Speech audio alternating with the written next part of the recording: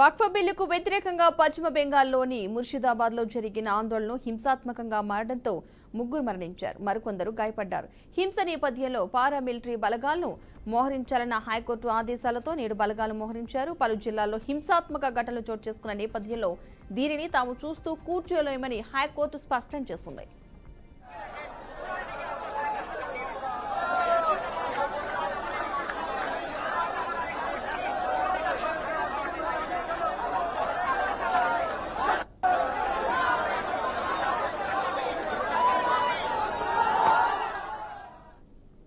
వక్ఫ్ బిల్లుకు వ్యతిరేకంగా శుక్రవారం ప్రార్థనల తర్వాత మొదలైన ఆందోళనలు ఇంకా కొనసాగుతున్నాయి. ఇక ఆందోళన కాస్త హింసాత్మకంగా మారడంతో ముగ్గురు మరణించారు. ఈ ఘటనకు సంబంధించి ఇప్పటివరకు 138 మందిని అరెస్ట్ చేశారు. ఈ అల్లర్లపై బెంగాల్ ప్రతిపక్ష నేత సువేందు స్పందించారు. రాష్ట్రంలో హిందువులకు రక్షణ లేకుండా పోయిందని ఆవేదన వ్యక్తం చేశారు. ప్రజలు శాంతియుతంగా ఉండాలని పిలుపునిచ్చారు. ముఖ్యమంత్రి మమతా బెనర్జీ పిలుపునివ్వడం జరిగింది. అన్ని పార్టీలు తమ రాజకీయ లబ్ధి కోసం మతాన్ని వాడుకుంటున్నాయని దుమ్మెత్తిపోశారు.